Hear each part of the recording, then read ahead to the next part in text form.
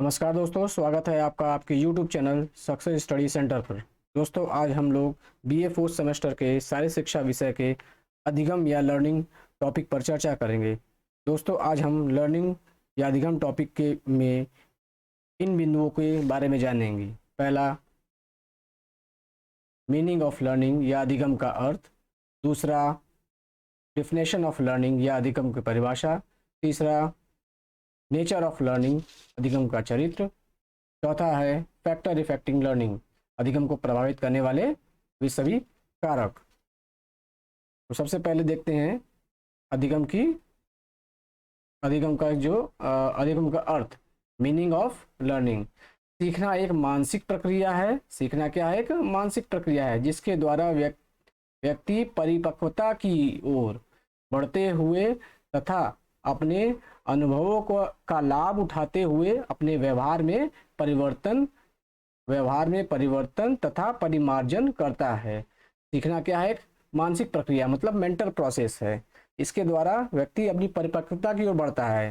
जैसा कि हम लोग लर्निंग सबसे अधिक या सीखना सबसे अधिक तब प्रभावित होता है परिपक्वता के हिसाब से, मतलब मैच्योरिटी। किसी भी व्यक्ति का मैच्योरिटी जितनी जल्दी और जितना ज़्यादा और जितना अच्छा रहेगा, उतना ही सीखने का उम्मीद जल्दी और ज़्यादा रहेगा।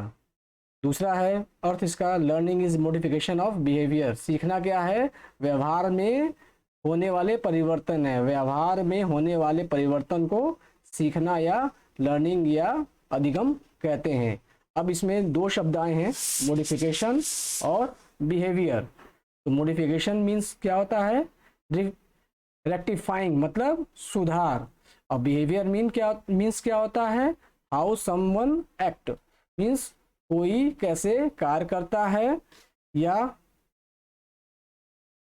The manner of conducting one self, आचरण करने का ढंग। अगर हम इन दोनों शब्दों मॉडिफिकेशन और बिहेवियर, इन दोनों को अगर जोड़ेंगे तो सीखना या लर्निंग या अधिगम का क्या अर्थ बनता है? किसी व्यक्ति के व्यवहार में उन सुधारों को कहेंगे जिसके द्वारा किसी कार्य को करने के आचरण या ढंग में बदलाव होता है या बदलाव होता है। अब अगला देखते हैं हम लोग,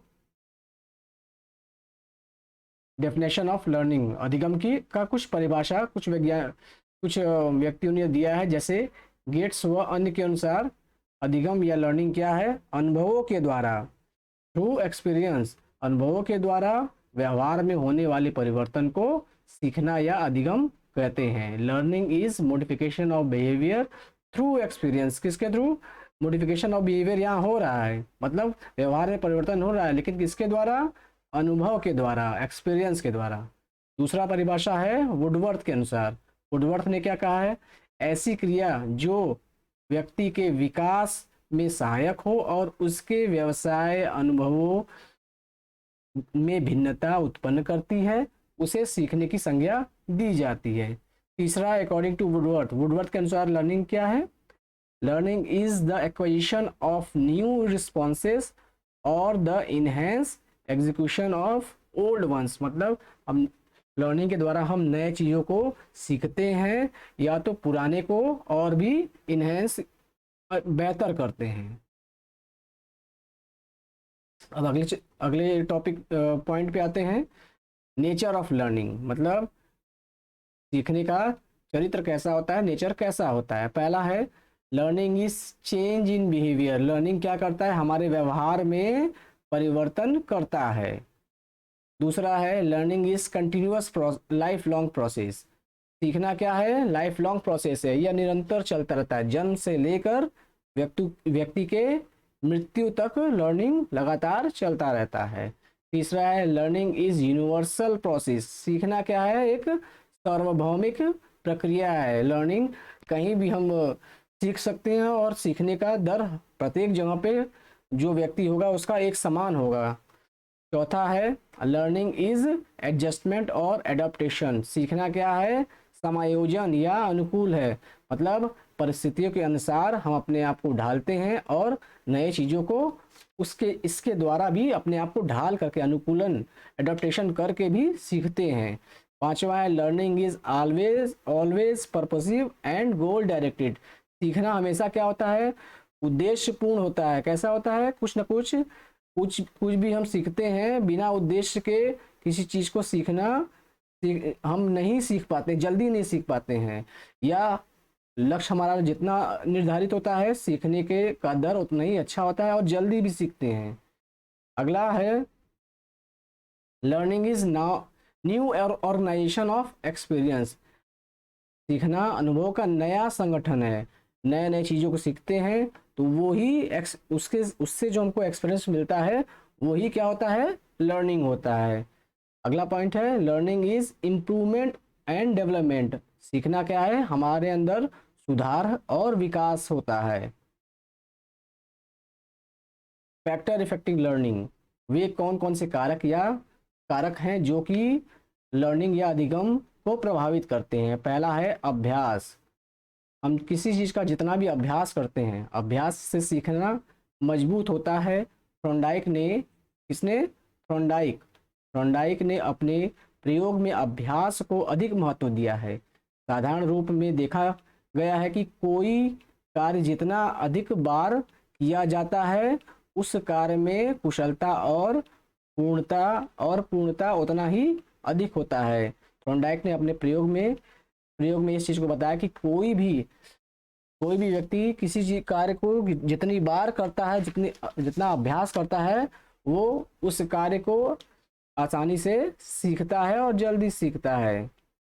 तो ये पहला कारक है जो कि सीखने को प्रभावित करता है। दूसरा है लर्नर या अधिगम धारक। जिसको लर्निंग करना है उसके बारे में है कि अधिगम किस मात्रा तक होगा, इस बात पर निर्भर करता है कि अधिगम धारक सीखने वाला कैसा है। सीखने वाले के ऊपर बहुत ही ये लर्निंग डिपेंड करता है, निर्भर करता है। पशुओं की अपेक्षा मनुष्य में सीखने का दक्ष अधिक होता है। इस प्रकार सीखने वाले व्यक्ति की बुद्धि, मानसिक योग्यता, आकांक्षाएं और आकांक्षा स्तर, इन सभी पे क्या करता है? अधिक मात्रा में निर्भर करता है। सीखने की मात्रा और गुण बढ़ जाता है। इस मतलब किसी व्यक्ति का बुद्धि या मानसिक योग्यता या इच्छाएं, आकांक्षा जितना बेहतर होगा, उसके सीखने की मात्रा और गुण दोनों में बढ़ने की उम्मीद ज़्यादा है। बच्चों का पाठ्यक्रम भी बच्चों की क्षमता के आधार पर निर्धारित होता है। मतलब बच्चों का जो एज होता है, उनकी जो कैपेसिटी होती है, उसके अनुसार ही उनका जो भी है पाठ्यक्रम को तैयार किया जाता है। अगला है इन्वायरमेंट, वातावरण। दैनिक जीवन में देखा जा सकता है कि शांति और सुखद वातावरण में अधिगम अधिक मात्रा में होता है। अशांत या दुखद वातावरण में अधिगम की मात्रा और गुण दोनों बढ़ जाते हैं। मतलब यहाँ पे कहने मतलब है कि वातावरण हमारे चारों ओर जितना अच्छा होगा उतना ही बेहतर हम जल्दी और आसानी से सीख सकते हैं, किसी भी कार्य को सीख सकते हैं। अगला है फिजियोलॉजिकल फैक्टर, मतलब शारीरिक कारक। कौन कौन शारीरिक कारक के अंतर्गत क्या है कि अधिगम करने वाले व्यक्ति की शारीरिक दशा अधिगम को प्रभावित करती है। अधिगम धारक की ज्ञानेंद्रियां यदि दोषपूर्ण हो, थकान अधिक हो, तो निश्चित ही अधिगम की मात्रा भी कम होगी। अगला पॉइंट है लर्निंग एंड नर्वस सिस्टम, अधिगम और स्नायु तंत्र। अधिगम एक उच्च स्तरीय मानसिक प्रक्रिया है, अतः मस्तिष्क का अधिगम में अधिक महत्व है। इसके महत्व को जानने के लिए पशुओं पर कई बार प्रयोग किए गए हैं। मिलर, एक वैज्ञानिक थे मिलर, उन्होंने अपने प्रयोगिक श्रृंखला में क्या सिद्ध किया था कि सेंट्रल नर्वस सिस्टम, केंद्रीय नाड़ी संस्थान के साथ साथ स्वतंत्र नाड़ी संस्थान, ऑटोनॉमिक नर्वस सिस्टम का भी महत्वपूर्ण स्थान होता है।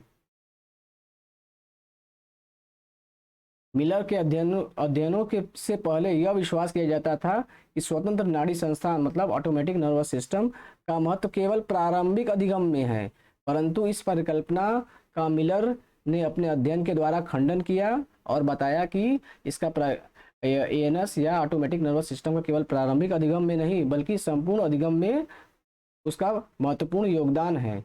अगला है लर्निंग मेथड। टीचिंग लर्निंग का मेथड कैसा है, इसके ऊपर भी आपका लर्निंग निर्भर करता है। अधिगम विधि तथा इससे संबंधित कारक भी अधिगम को क्या करते हैं, प्रभावित करते हैं। अधिगम विधि और इससे संबंधित कारक केवल मानवीय अधिगम में ही महत्वपूर्ण भूमिका अदा करते हैं। अगला है लास्ट, मोटिवेशन, अभिप्रेरणा। किसी व्यक्ति में अधिगम उतना ही अधिक प्रभावित होगा जितना ही वह किसी कार्य को सीखने के लिए अभिप्रेरित हो। कोई भी व्यक्ति अगर मोटिवेटेड है या अभिप्रेरित है किसी कार्य को करने के लिए, तो ज़्यादा उम्मीद है किसी कार्य को सीखने में उसको ज़्यादा से ज़्यादा उम्मीद है कि वो अच्छे से किसी कार्य को सीख सकता है। तो दोस्तों, इस प्रकार हमने आज लर्निंग के बारे में जाना। उम्मीद है आपको वीडियो पसंद आया होगा। आप चैनल को सब्सक्राइब करिए, लाइक करिए, शेयर करिए। बहुत बहुत धन्यवाद।